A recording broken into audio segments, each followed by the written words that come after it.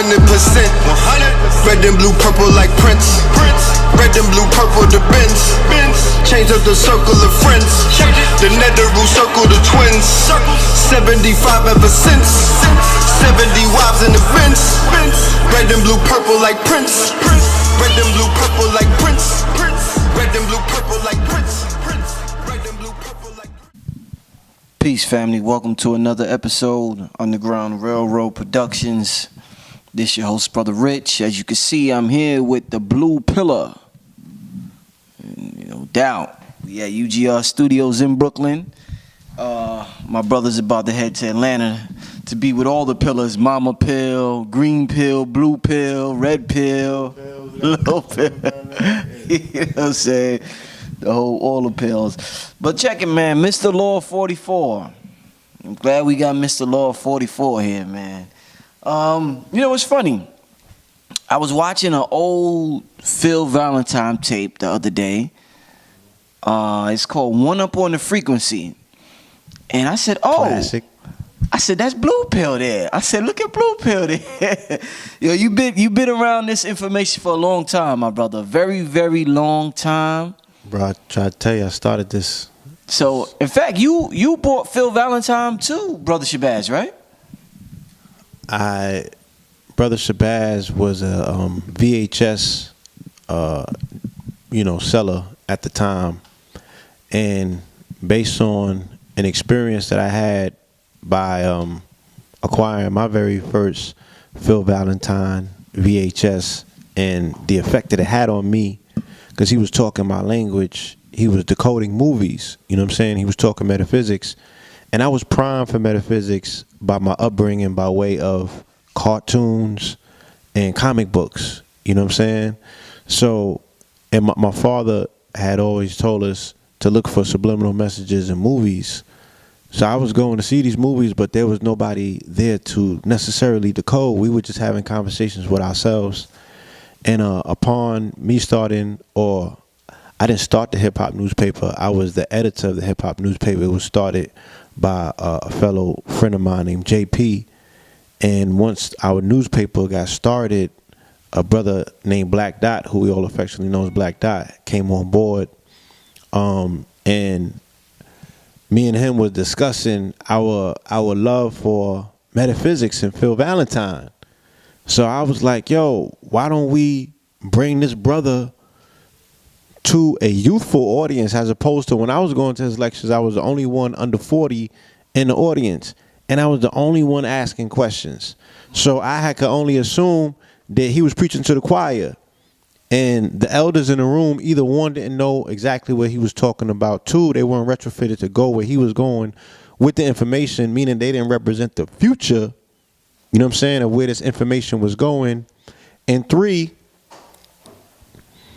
the brother was speaking hyperdimensional language, and you really had to be an adept in several schools, and I was studying in many schools at once during that time. So I was able to appreciate it in real time, and I felt that other people of my demographic can also appreciate it.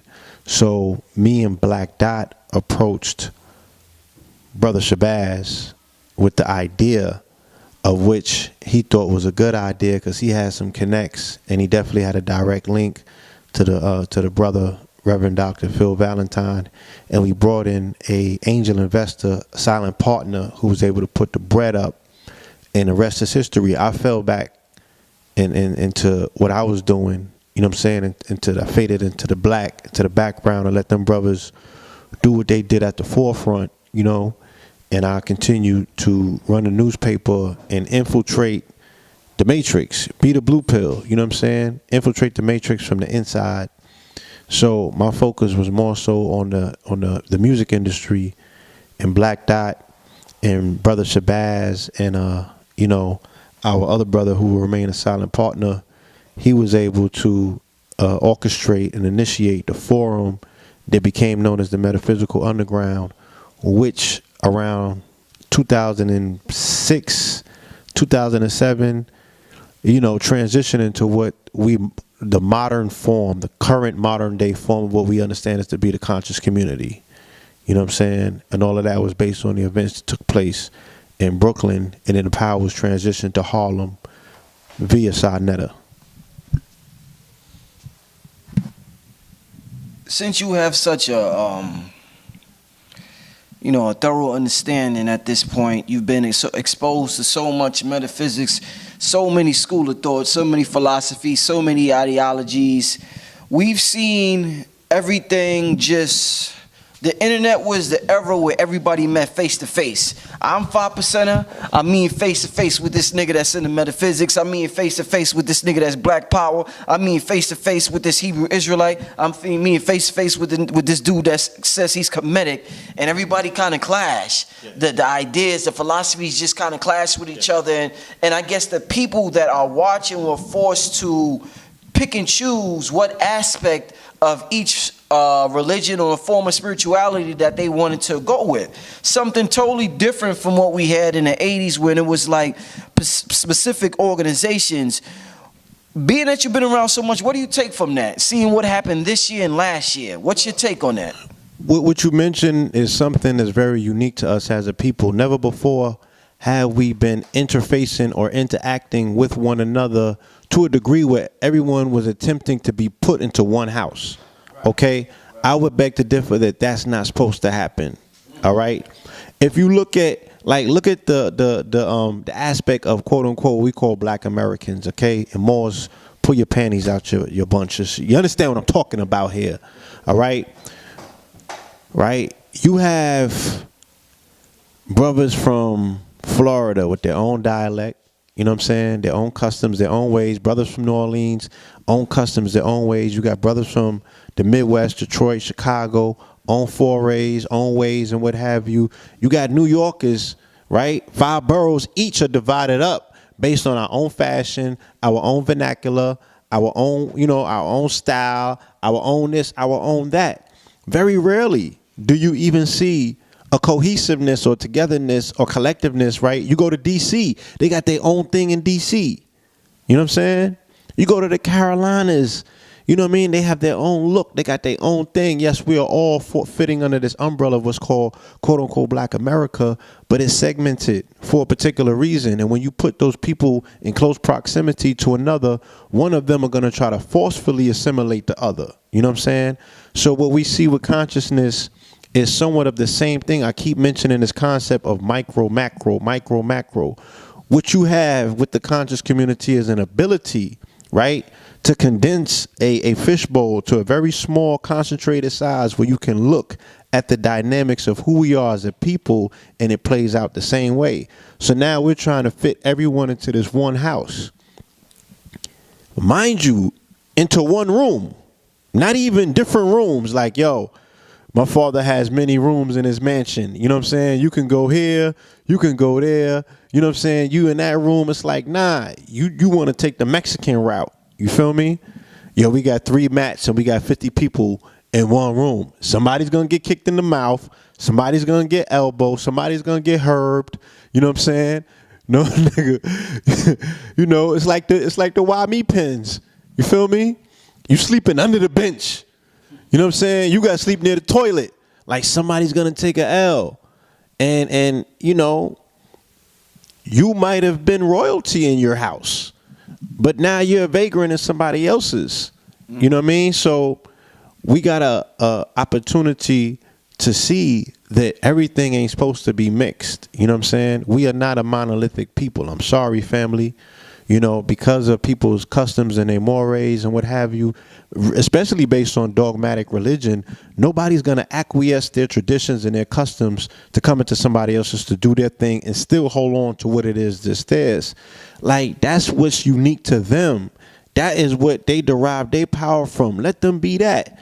You didn't see that prior to the internet. People weren't trying to mix Hebrews with Muslims and, Muslims with, Kemetic and 5%. It just wasn't like that. Everybody had their own thing, and it kind of operated a lot more easily and fluently. You know what I'm saying? It was definitely a lot less clashing when people had their own space and their own room. What is it about the human psyche where I'm a Christian or I'm a Jehovah's Witness or I'm a Hebrew or whatever, and I feel as though I need to convert you. I see you. I say, what's up, brother? What you doing? Da da da. You say what you're doing. You say what you're into. I somehow feel the need to pass you a pamphlet to say, here, brother, I want you to read this. Everybody seems like everybody wants to convert somebody instead of respecting what the other person is into. I mean, for people that are proselytizing, they themselves have been converted, you know, and it's almost like the whole theory of the vampire and the vampire bite. You know what I'm saying? Once you're bit by a vampire, you know, the logical thing for you to do, whether it's conscious or not, is to bite other people.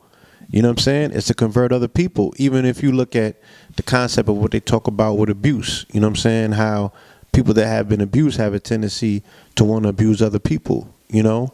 So here you go, born into the world, this natural setting, you know, and you've been converted. You've been almost trespassed upon with a dogmatic concept of where things started and how they started. You know what I mean? And you want community. You know what I'm saying? You want as many people to be part of that particular dogmatic thing as possible because you don't want to be either one by yourself or surrounded by people that don't feel like you feel. And that's based on subconsciously wanting security. Okay. So it's kind of, so sometimes, so would you say that when people say, because this is one of the first things people say, when you be like, well, what's your passion in life? Somebody would say, the first thing a person would say is to help other people. That's the first thing everybody always says. Oh, I want to help other people.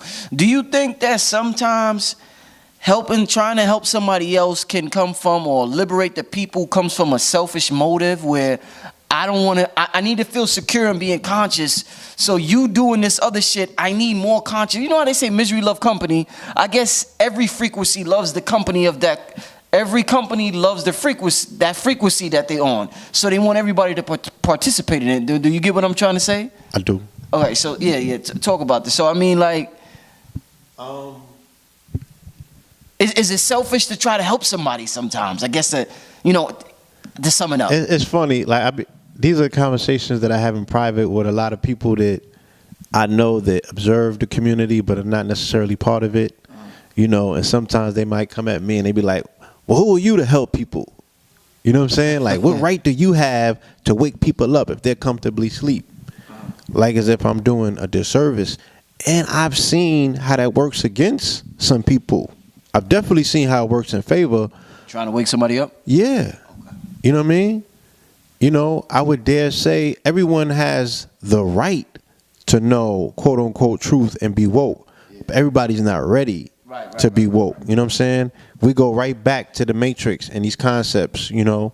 Yes, we're talking about movies because, you know, these are real-time references. And Morpheus, you know, made mention of that. You know what I mean? That everyone's not ready, you know what I mean, to be woke at particular times. You know what I'm saying? To get up into this Matrix or get up out of the Matrix. They might skits. So I you know, I think that it really begs to go back to this whole aspect of, you know, are people's lives predestined? You know what I'm saying? And if you are redirecting somebody that already has a particular destiny, you know, that aspect of you being selfish, is that being realized because you are, you know, bringing something to someone and making them change a particular, or you're not making them do anything, but you're introducing a concept to someone that can potentially veer them from their path. Right. You can adjust them. You know what I'm saying? And that might lead to catastrophe. You know, so there might be certain elements in that might be selfish, but again, it's a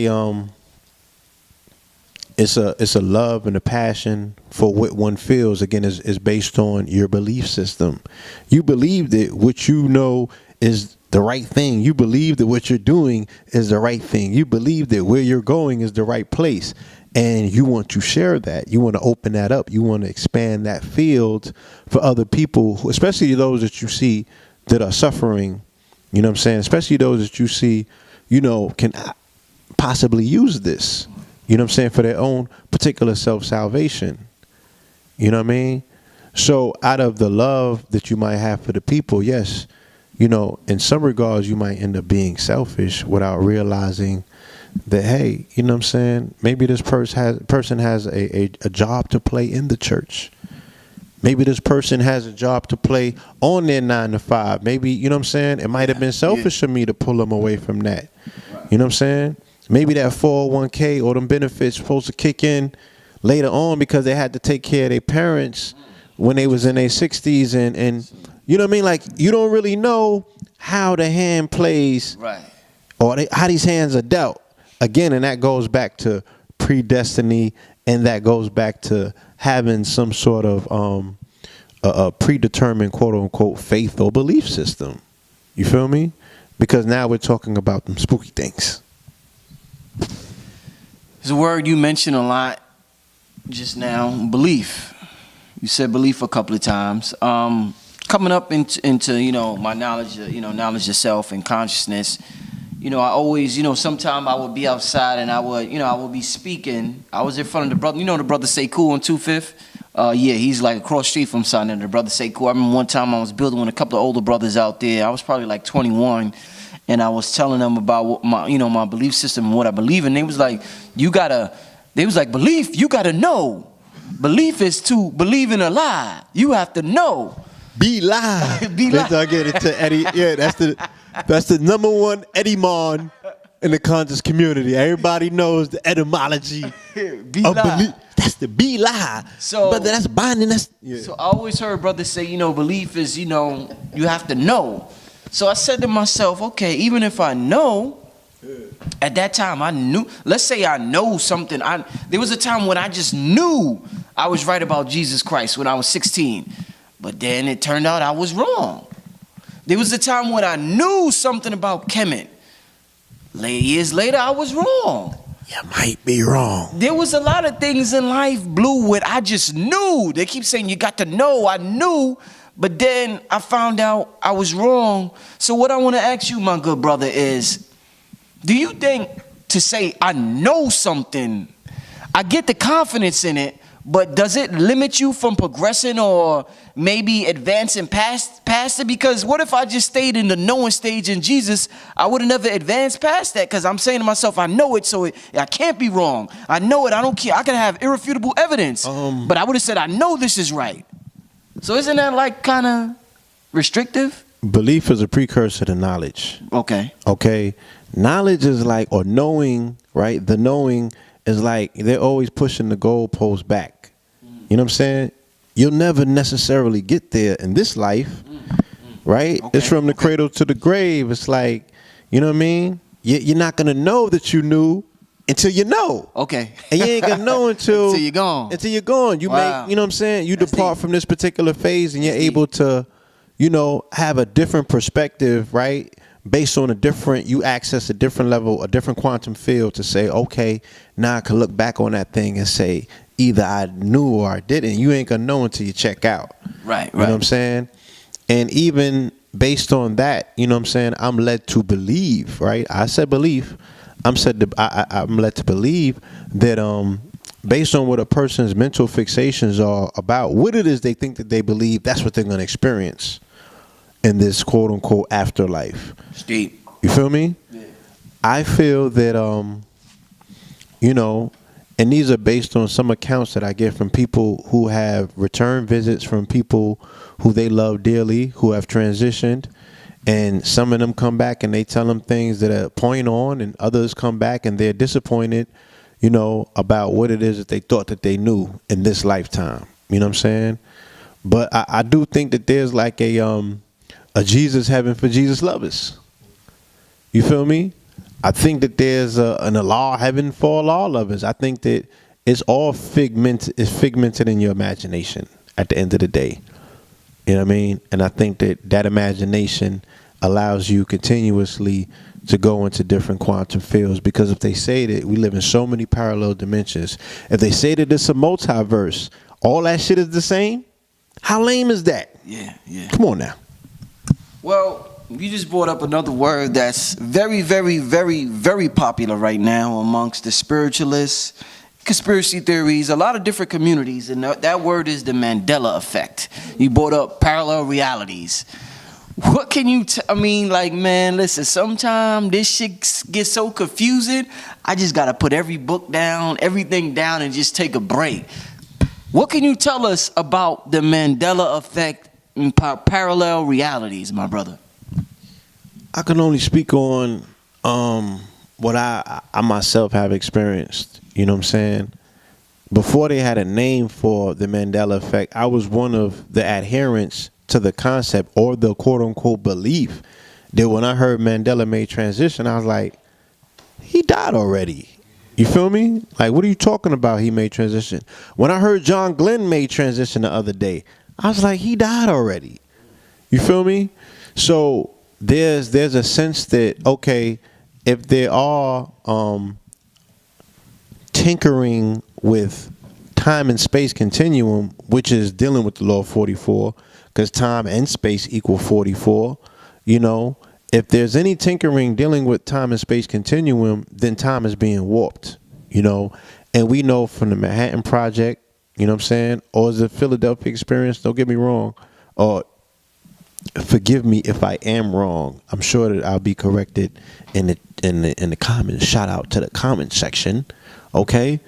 But what I'm saying is one of these experiments, all right, and the facility was based on the Brookhaven science lab out of my people's indigenous land up in the Montauk in the eastern point of Long Island. This is where they was conducting these experiments, and they were doing time travel back then. You know what I'm saying? Where they transported the ship and everything. So, and then you got the hydrogen collider. You know, you have so many particle accelerators. You know, so there's a lot of things that are in existence that can speak to this phenomena in regards to how they are punching the fabric of time and space and causing a rift in the time-space continuum. You know what I mean? Whether we're being overlapped by these parallel dimensions or not, Biff is president. Like, I mean, there's things that just we have to look at and explain for ourselves. Just like, yo, like, you know, like, are these people planning 30, 50, 100 years in advance? You know what I'm saying? Is everybody in on it?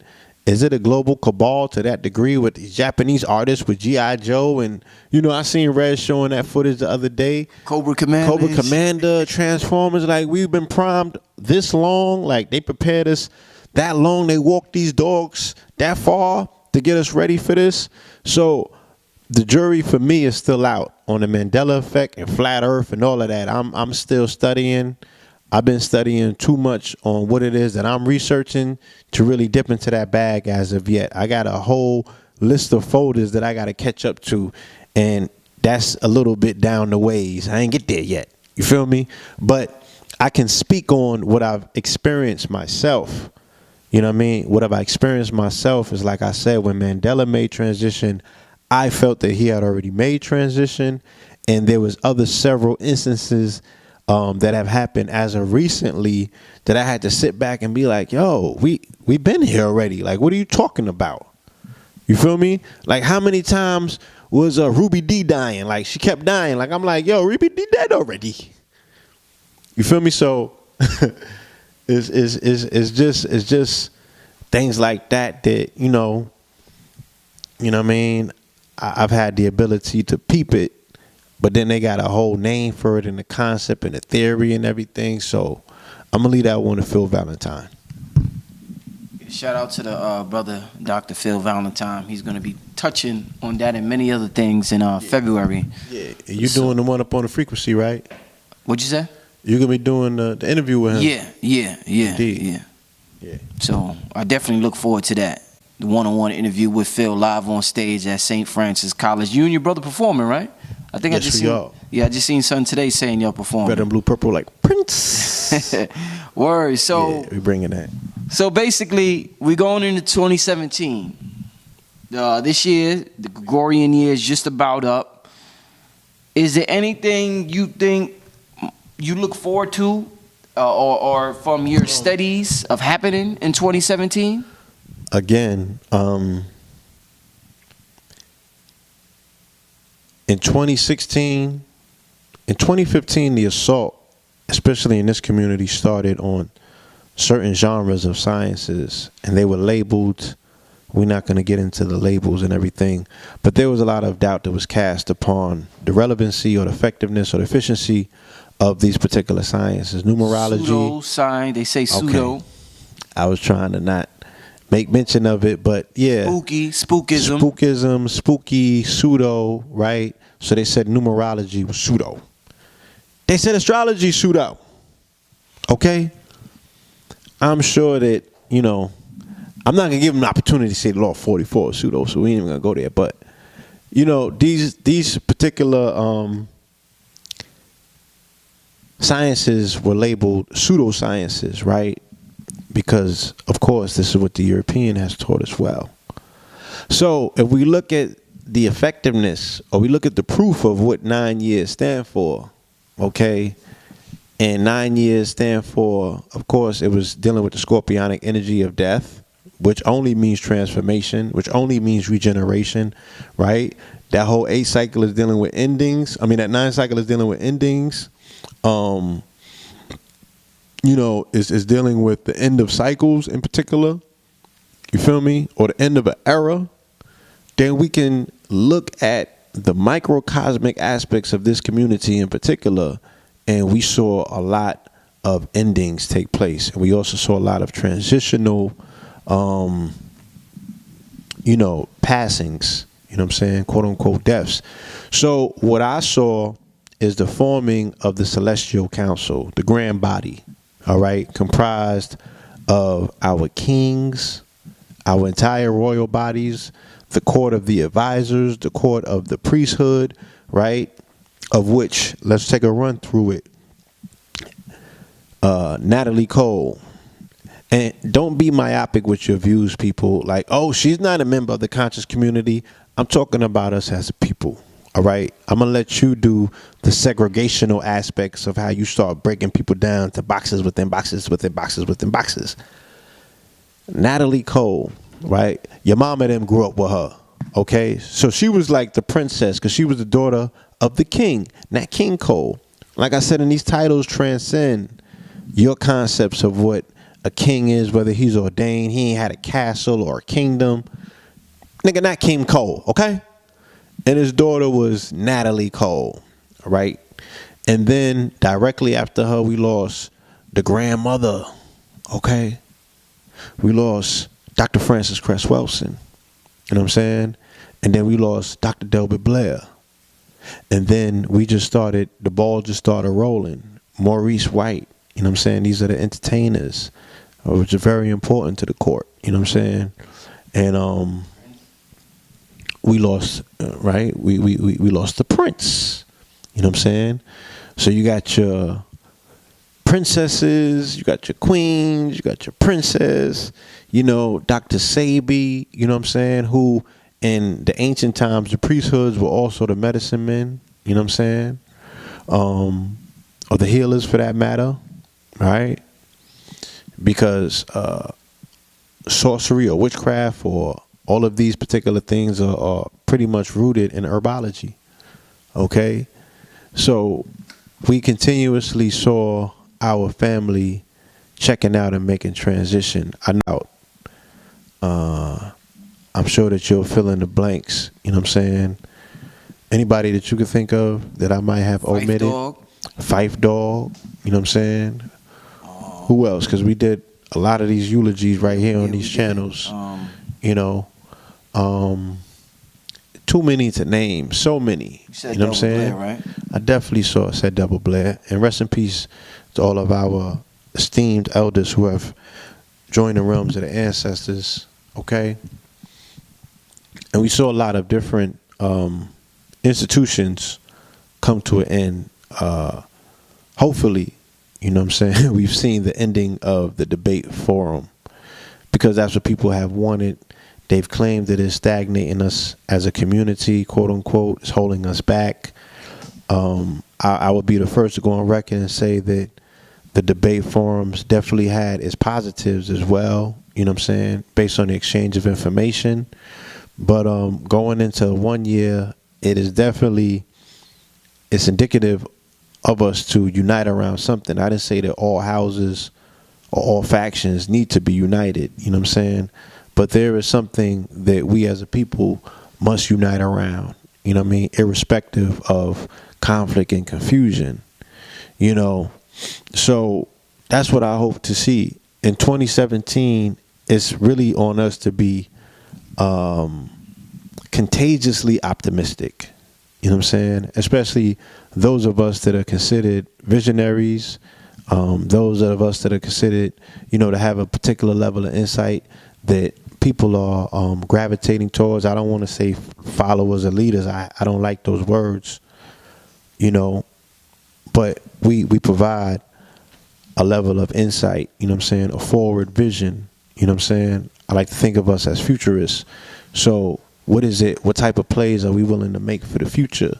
You know what I'm saying? What do we want to put in place to see our people, quote unquote, get better as a people? And that's not inclusive of all people. You know what I'm saying? It's not inclusive of all people. That's inclusive of our people. And our people know who our people are.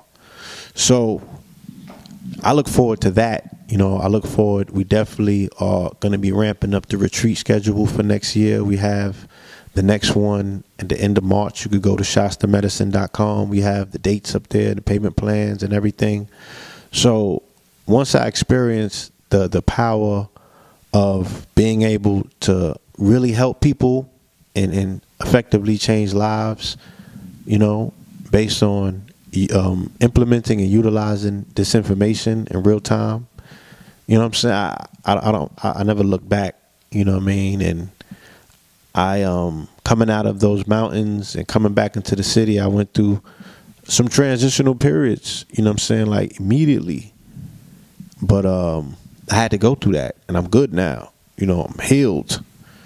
I've definitely released and purged. I came back and I let go of like 900 pounds, so I'm a lot lighter, you know, less profanity in the new year, you know what I'm saying, because the babies is watching and these women as well, so we just... I don't know if I could do that. I'm going to try. All right, I'm going to help you, you know what I'm saying? I'm going to help you by setting an example, because our vibratory frequencies, you know, it's the same way, and I was able to see it by observing what people were going through last weekend when they were watching the fiasco go down and how that was affecting the people. You know what I'm saying? The people are tuned in. And by saying somebody's tuned in, it's almost like they're plugged in. And they're plugged into your energy.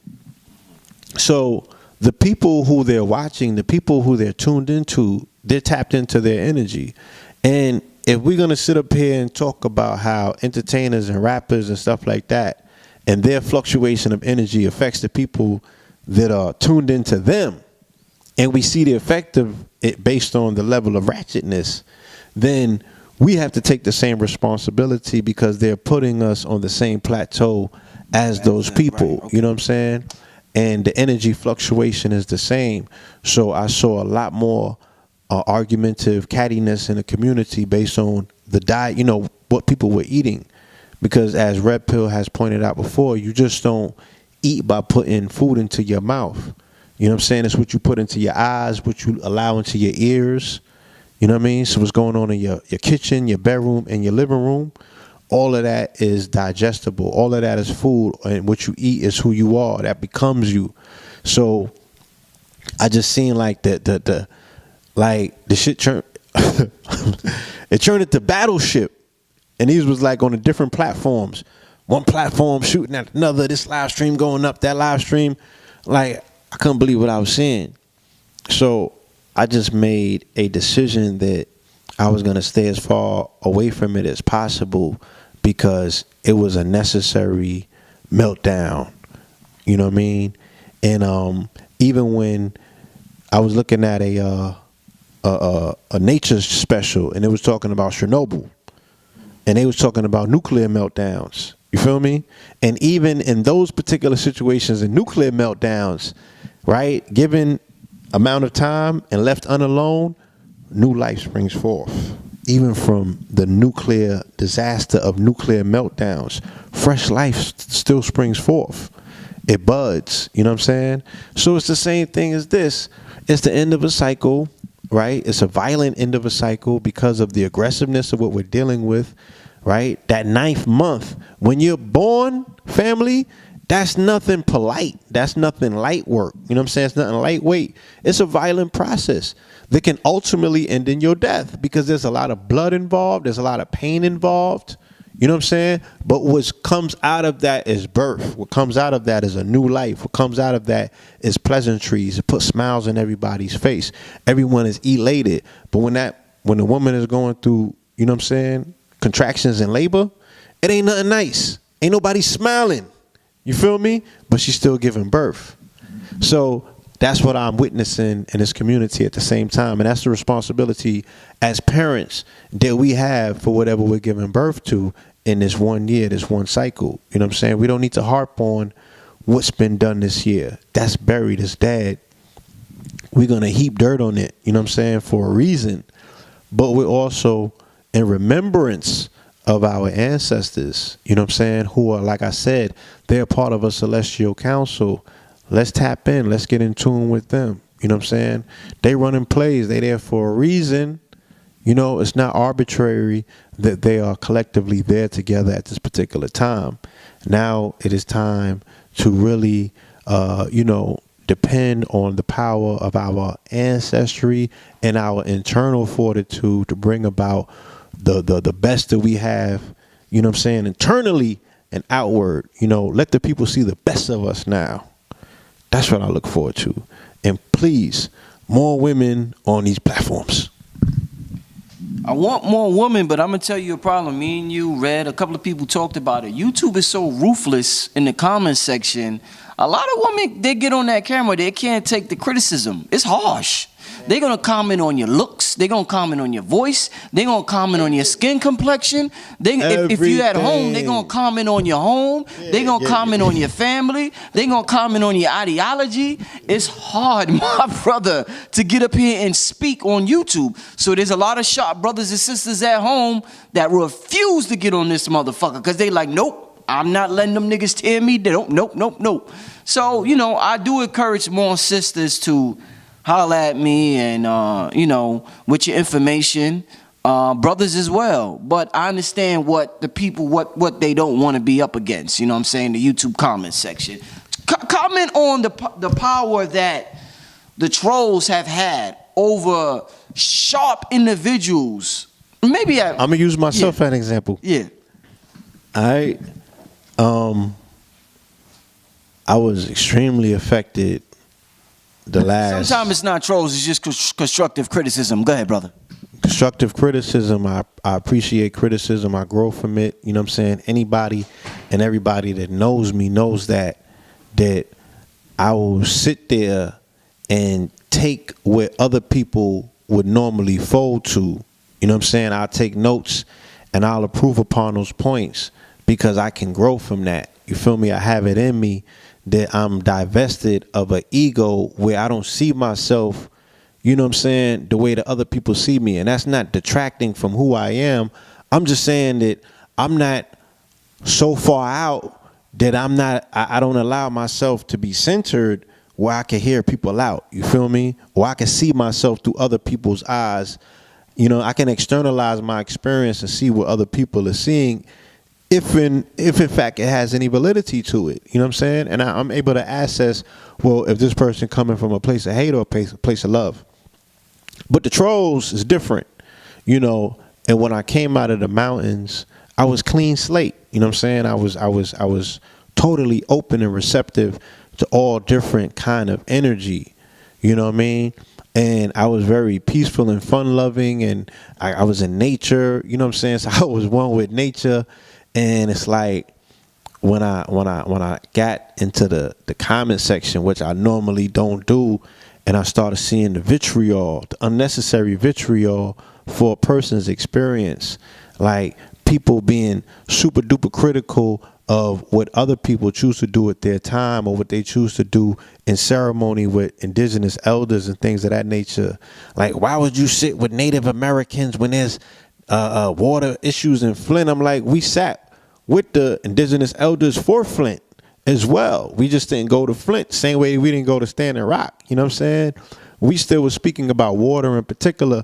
So I allow myself to get pulled out of character for people who more than likely are not sitting there watching the entire video, too, you know, are not appreciative of or even able to hear what's being said. They just want to hoist the negativity of their day on you. You know what I mean? And when you're clean slate like that, you know, you may be receptive to, you know what I'm saying,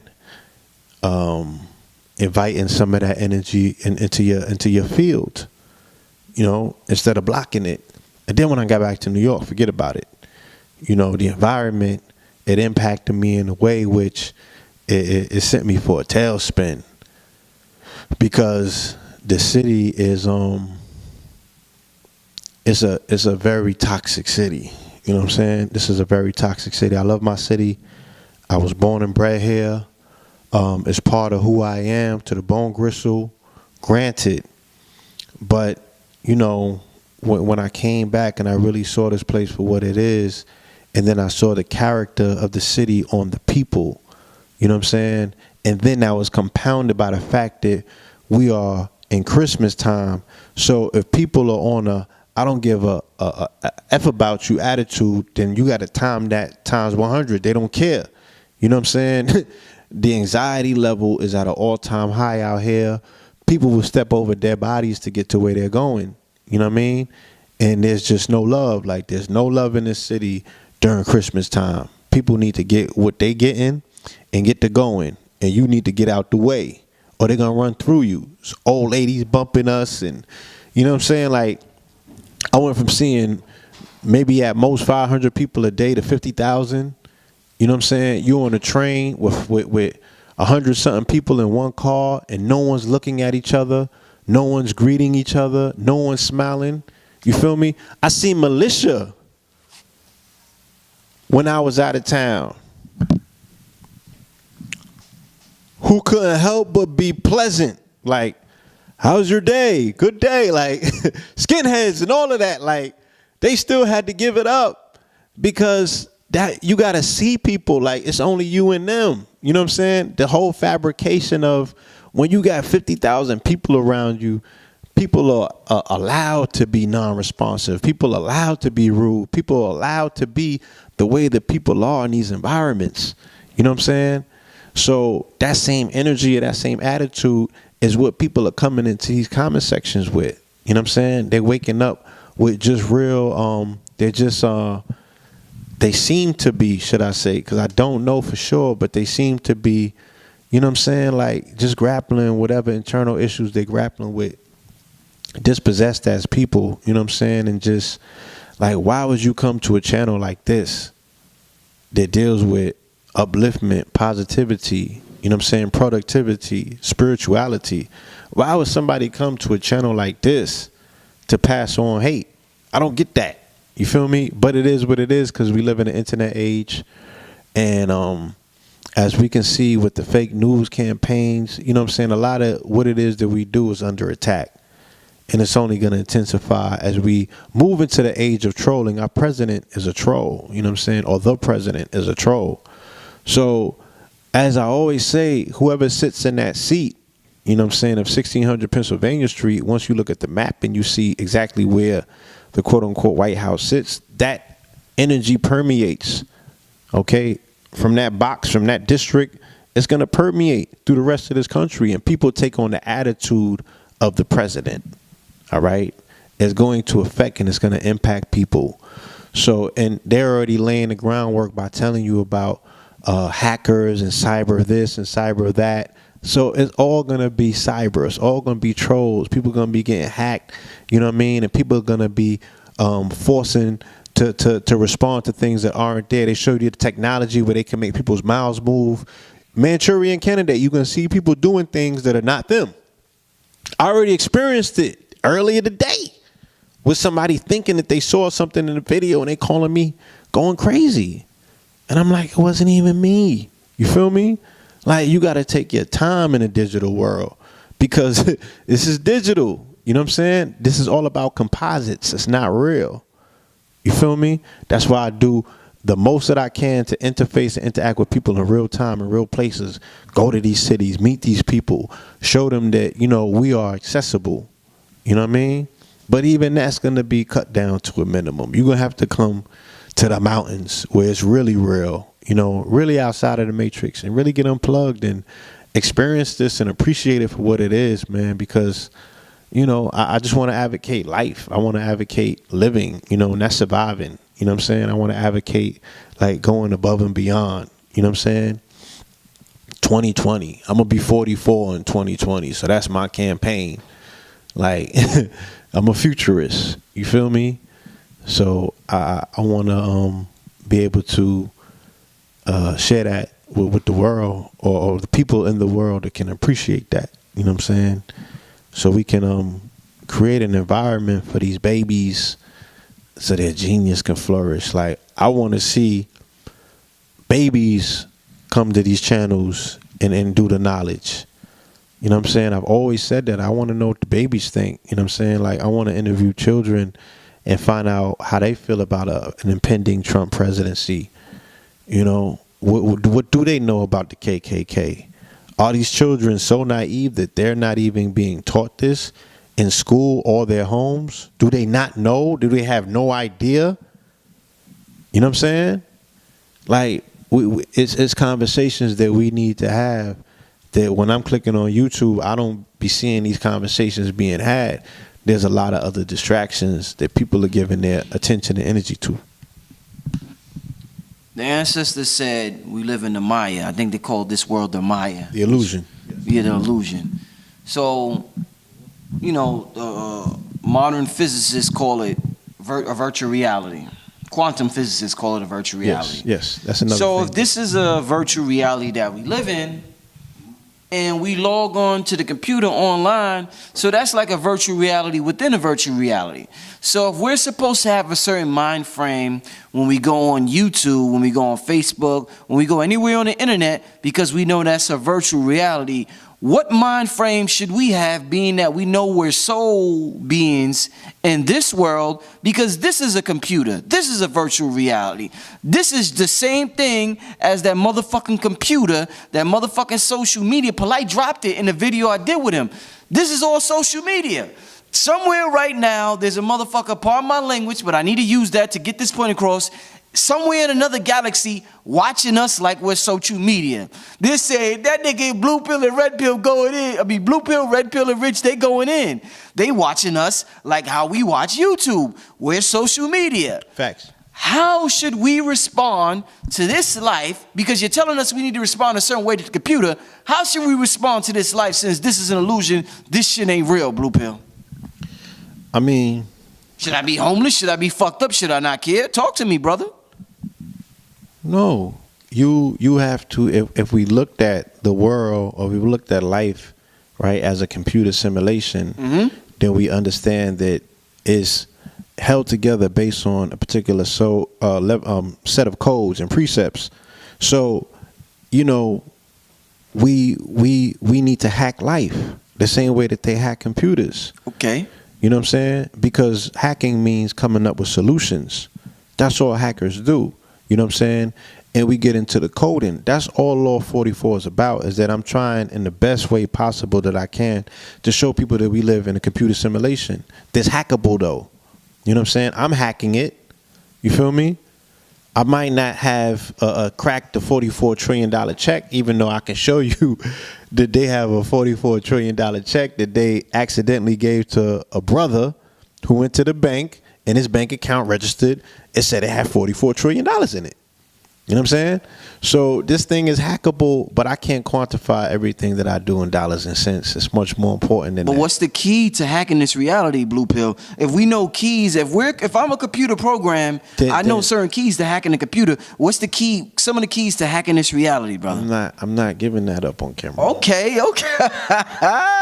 January 19th, Blood Moonologue Part 2 is going to be a webinar, you know what I'm saying? And I'll get into it. I still don't know if I'm going to give that away. You need to have that at UGR Studios, man. If I'm here, if I'm in the mountains, then I got to do it from the mountains. The mountains is just an illusion, brother. You need to be at this part of the illusion, brother. The thing about the illusion and the thing about the Matrix as well is that you can choose. The choice is yours. You know what I'm saying? Yeah. It's not set in stone. Like, you can change your reality, and based on you changing your reality, you can change how you interface and interact with this matrix. You know what I mean? And for some of us, it's more advantageous to operate from certain places as opposed to others. Okay? Based on how we receive information. Some people are more receptive or more powerful at lower altitudes, right? Right, nearer the salt. Some of us are powerful and more receptive at higher altitudes, further away from salt. You know what I'm saying? So it's so many levels, like getting to know thyself. This is know thyself 101. You know, you started from speaking about my odysseys earlier in life with Dr. Reverend Phil Valentine. You know what I mean? These were the things that like pulled me in. Like that was my Morpheus to a degree. On that level, in that phase of my life, I've been through so many different levels and so many different phases of getting to know myself. You know what I'm saying? And then that latest phase and that latest Matrix, right after I finished seeing the movie The Matrix and was really impacted by these concepts because I was studying more science, so I was really able to put it in perspective. So I was like, damn, like, there's so much more to know. You know what I'm saying? And this brother has a lot of information that I need. So I'm going to do whatever it is that I have to do to acquire that information. You know, as Drew Ali said, I'm going to study some more. So this is all that we are, this is all that we want to offer to people. And we are speaking to people that most of which are still effectively in the matrix. They still are batteries for this machine. They still work 9 to 5s. You know what I mean? They got children. Their children are still in school. You know what I mean? They're still chasing the American dream. You know what I mean? They still have diets that are not conducive to a higher degree of you know, better living and all of these things. And we are not condemning any of that. You know what I'm saying? We are just attempting to give pieces of the keys here and there to say, look, at some point, if you want to unplug or if you want to unlock this inner matrix, these are some of the things that you might want to gradually move away from because they're going to hold you back. You know what I mean? But we can't force it on you like you said earlier, because your predestiny might be for you to be there for a particular time for you to get something that's yours. You know what I mean? But at least understand what it is that you're involved with, you know what I mean? So you can start manipulating it in a way in which can be best benefiting to you and your progeny. We ain't even gonna get into these contracts, you know what I mean? But at some point, we're gonna have to talk about these contracts that our people are binded to as well, that are gonna effectively, you know, for some of us, you know what I'm saying, stall that level of when you might want to break free and get away from this thing. You know, there's an etheric cord that can always snatch your ass back. So, the matrix is deep, bro. You know, you mentioned something a little while ago. You said we have the ability to choose. Sometimes it feels as though... Look, we have the ability to choose, and choice is an illusion. At the same time? At the same damn time? Yeah. Wow, brother. What they call that, a paradox or a dichotomy? What's the correct? I believe that's a paradox. To describe that, a paradox. If we have the ability to choose, it's both, but let's go on one end of the spectrum. Us having the ability to choose. Do you think that the more knowledge you get, the more, let's say, you try to take... We talked earlier about forcing a system on somebody, forcing somebody to think a particular way. It seems as though the people that don't care and they don't try to infringe nothing on anybody. They just, oh, that's what you into? Okay, fuck it. Go ahead. Do what you got to do. And it seems as though that's what God does. You want to be a crackhead? Be it. Because people will say, why would God let crackheads, why would God allow prostitution? Why would God let black people die? Why would God let white people? Why would God just allowing all this shit? And we're like, why would God allow this shit? People of all religion is asking, why would God do this? Why, God? And God is like, nigga, you got free will. So, God with a ski mask. So do you think Devil is God with a ski mask. Do you think it's godlike, more godlike, if Blue Pill sits here and you allow people to do, you see homosexuality, right, whatever you may see that you may not be into, but you allow it to happen? Because that's what God does. He allows it to happen, and he does him.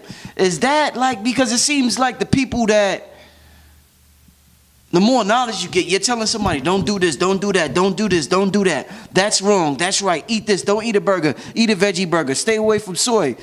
So why would God allow all this shit to go down and you're left here, a little puny human, to tell people don't do this and don't do that, but he gave you this buffet of options? Talk to me about that, brother. What's God like? Right. Like I said, just again, I'm going to use the Matrix as a reference point. They told Neo that there was 5 or 6, right? 5 Neos before him. And apparently, you go through this maze of choices where you have to get to before you get to that machine where you can reprogram the Matrix. Right? Or get to the architect, for that matter, to get to the machine. So what it is that we're prescribing, or the suggestions that we're making, is to say, you can make that choice, but this choice may lead to that. And this level of discomfort in your life is going to lead to this. And this might lead to that. You know what I'm saying? So if you can show somebody what the pitfalls are, right? Because these are the things that are going to lead you deeper and deeper into the Matrix. So the burger might lead to failed arteries. Failed arteries might lead you to the hospital. The hospitals might hit you with the psychotropics or the meds or what have you. But God allows it. But God allows all of that. God allows it. Like I said, there is a concept, right, in this particular life. Again, if we are to engage, this whole concept, then it's ecclesiastic, because we're saying that these are going according to the precepts of what the Bible said about free choice and free will, right? All of this is dealing with biblical references, right? But if we are to believe, again, if we to go even further than that, and say, well, this whole concept of God is that, there's a creation that took place and there is no interference. You feel me? And everything is just allowed to go, as is. And if there's chaos, so be it. If there's order, hey, we don't know how it arrived there, but kudos to order. You know what I'm saying? Even the concepts of how we engage these concepts, of how we answer these questions, are putting us in game. You know what I'm saying? So,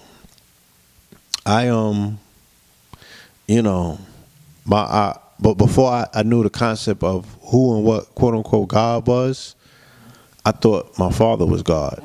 And, you know what I'm saying? Because this was the person who represented an authority figure in my home. And he brought home the bacon. And it was bacon back then, y'all. Yeah. It wasn't soy bacon. It wasn't tofu or turkey. None of that. It was bacon. God damn it.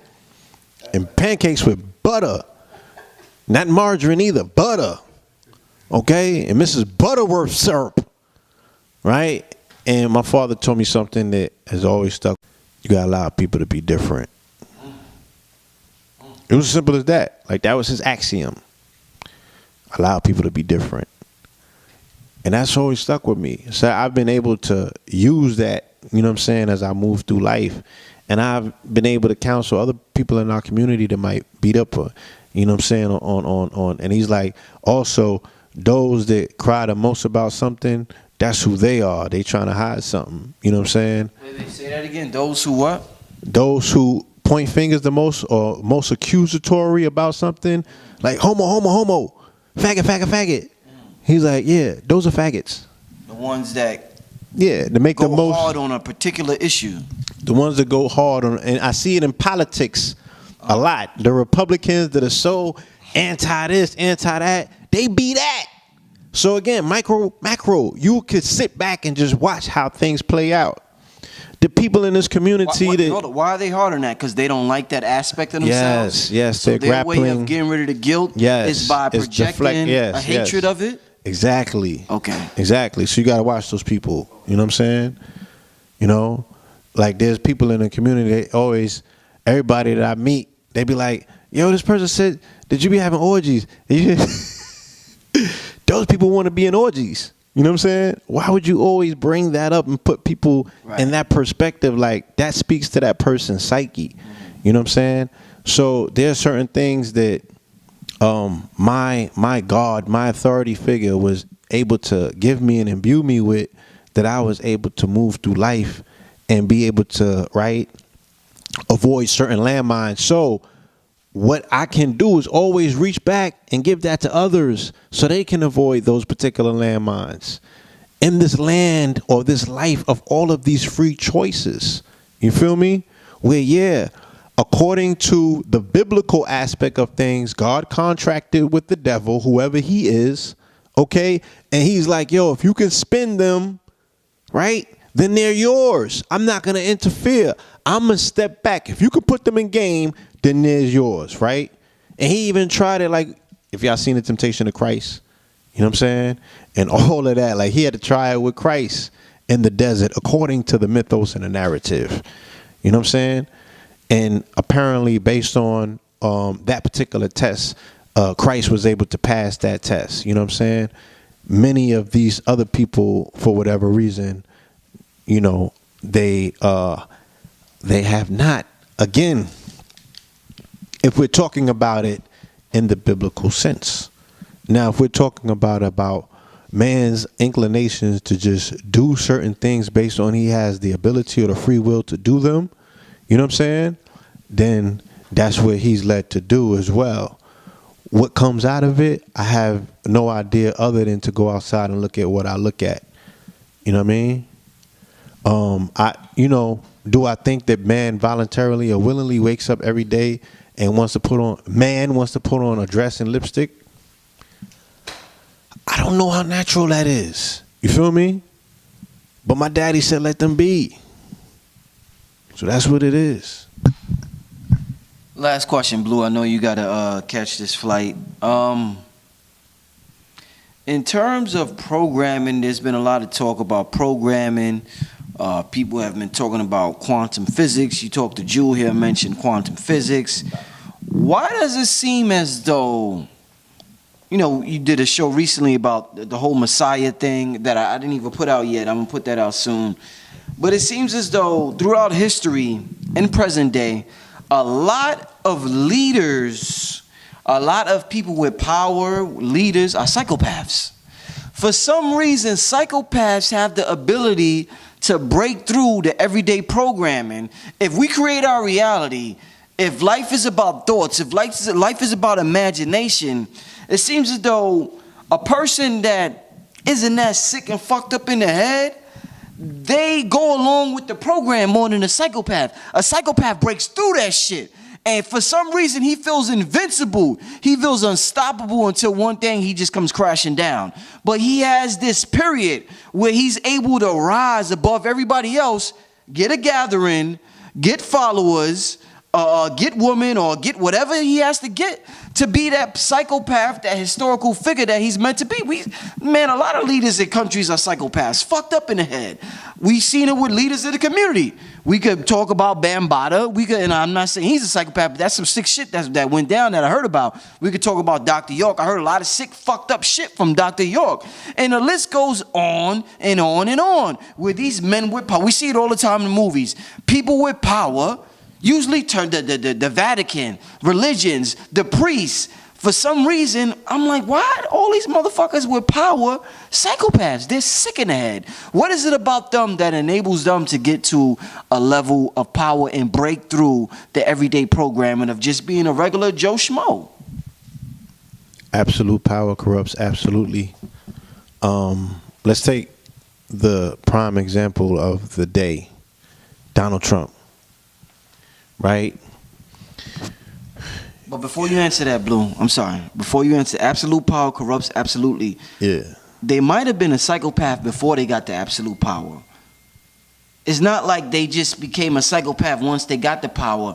They might have been a psychopath before that, and when they got the power, they were able to display their psychopathisms, if that's a such word. I just want to say that. Right. Donald Trump.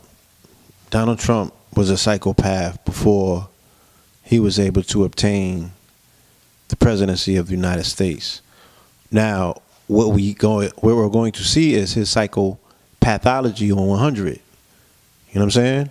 Because of the power that that particular station comes with, right? But would he have been able to do what it is that he did without his psychopathic tendencies? I doubt very much so. Because us as a society, right, especially in the democracy society, have a tendency to acquiesce to what other people think or how other people feel about us, okay? And these ideas, interesting, right, or these other pathologies will damper, right, your rise or your ascension. You have to be crazy in an insane world, right? Because we all are in an asylum. Right. Let's get that straight. Right. Okay? You got to be the craziest person in that asylum to break through. So you got to block out what other people are saying.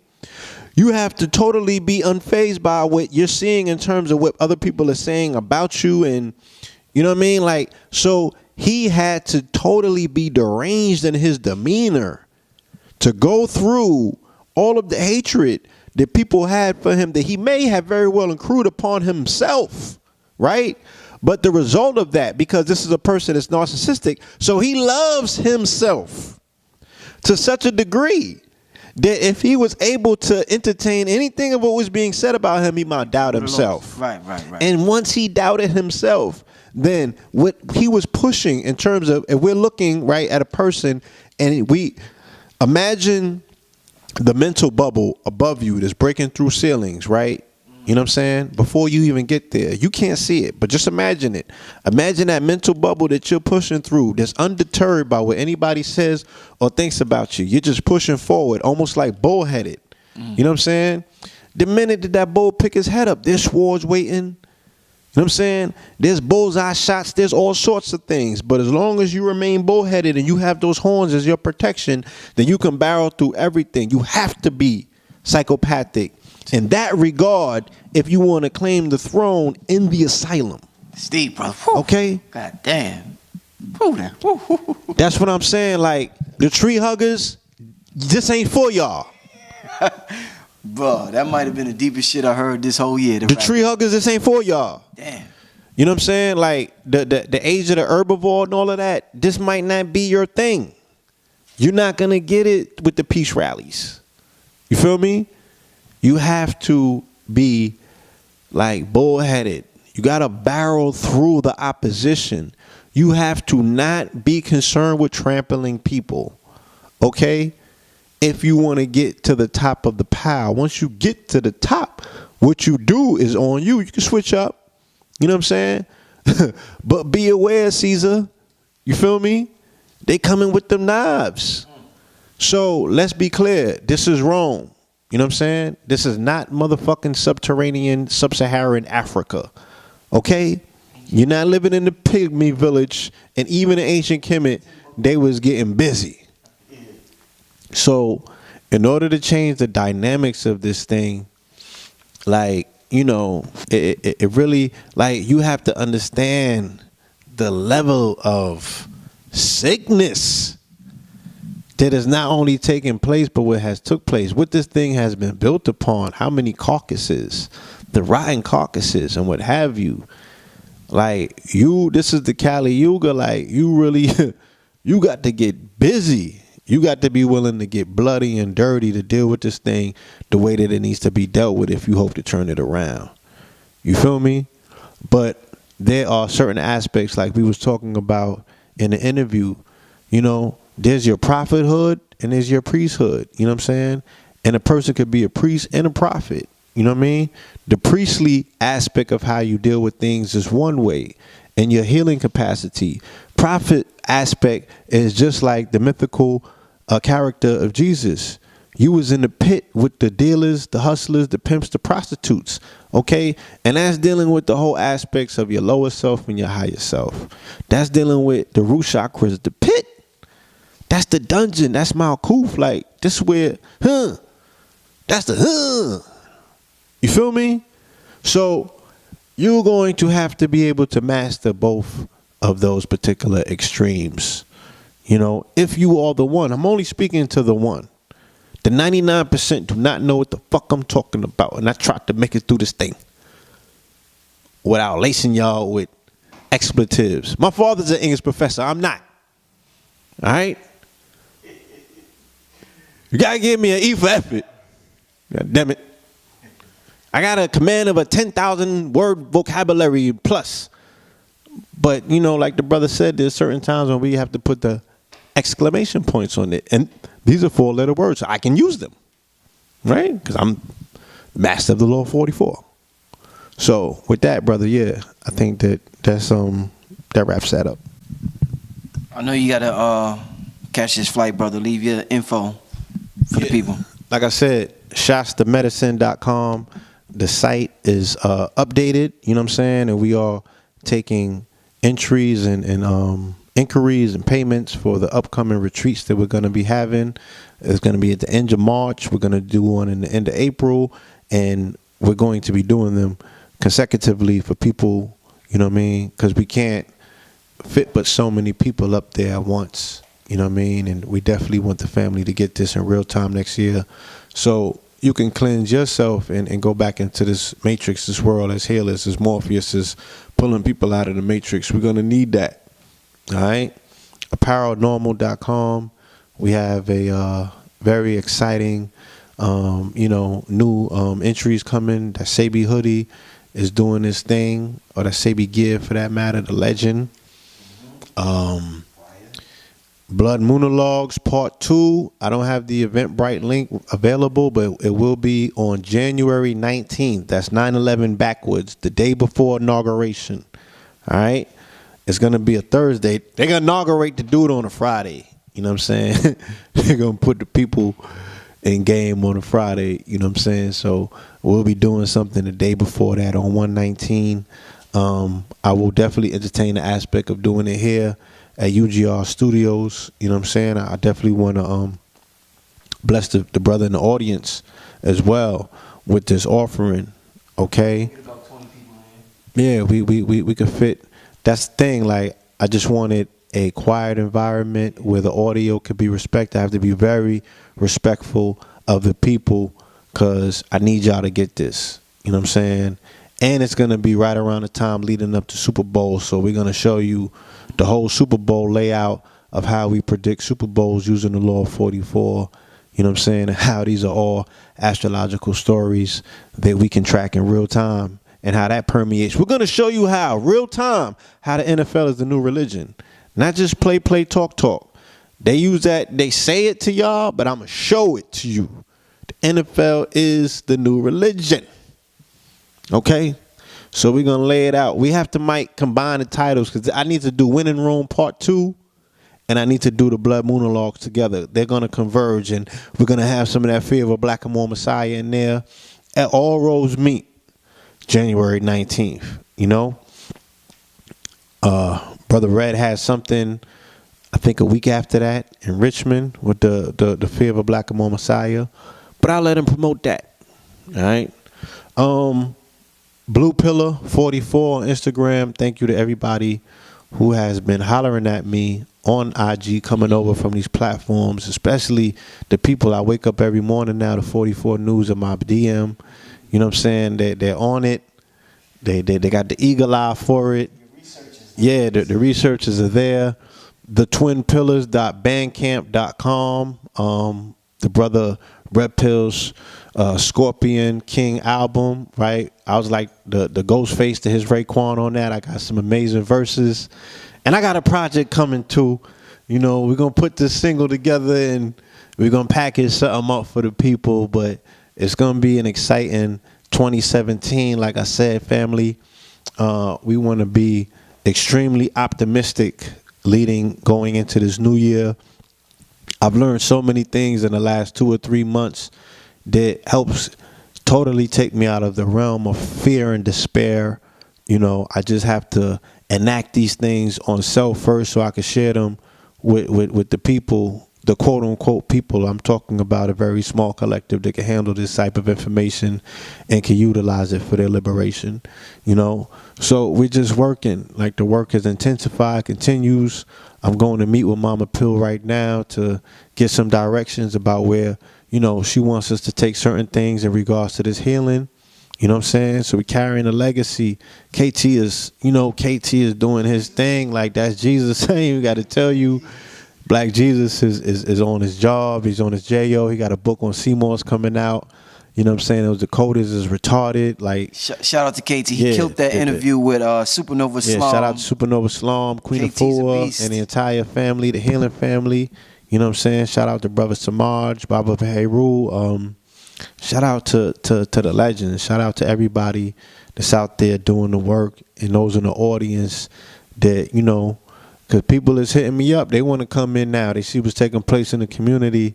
It's a new day, you know what I'm saying? And there's going to be a lot of positions that need to be filled. So we need the family to, you know, y'all observe for long enough. I want to see a lot of y'all step up in your own way. You could do it right in your own home, right in your community.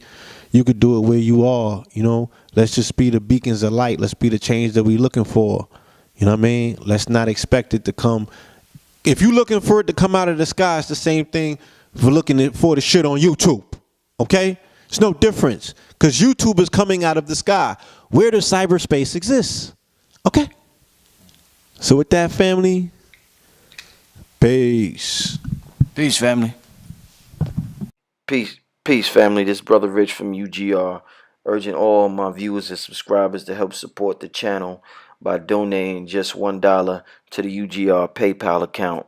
We appreciate the viewership and support, and we understand the power of $1. If you benefit in any way, shape, or form, we ask that you donate $1, whether it be monthly, bi-monthly, quarterly, or yearly, so that we can build our brand to compete with the NBCs, the MTVs, and the Foxes of the world. I figure since Kanye could ask Mark Zuckerberg for $1 billion, I can ask my subscribers to donate $1 so I could make the best possible content possible. The main objective of this channel is to inspire you to become the greatest version of yourself. So hopefully throughout the years of you watching this program, you have been inspired to become the greatest version of yourself.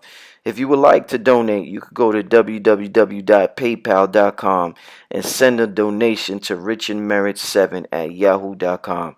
Thank you and enjoy the rest of your program.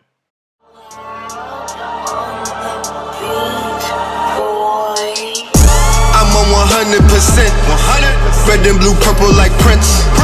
Red and blue, purple the Benz. Change up the circle of friends. The nether circle the twins. 75 ever since. 70 wives in the fence. Red and blue, purple like Prince. Red and blue, purple like Prince. Red and blue, purple like Prince. Red and blue, purple like Prince. Red and blue, purple like Prince. Red and blue, purple like Prince. Red and blue, purple like Prince. Red and blue, purple like Prince. We feeling the urge, feeling the purge. Buzzers electric, we feeling the surge. Feeling the words, killing the birds with immunity. Pillars of unity. This is the form of the Voltron. This is the age of the Ultron. This is same stage as the Pope on. This is the sage you can smoke on. Copper pound, came on the scene, I was copper down. All I was missing was copper crown. Summer 16, I turned copper brown. Look for revenge in the copper town. Capping New Jersey and copper crown. 21 guns, salute jumper sound. My power pieces, the crystal pistols be talking, the cloth that be talking. King County clothing, yeah, king of New York, and I'm Christopher Walken. The missiles embarking.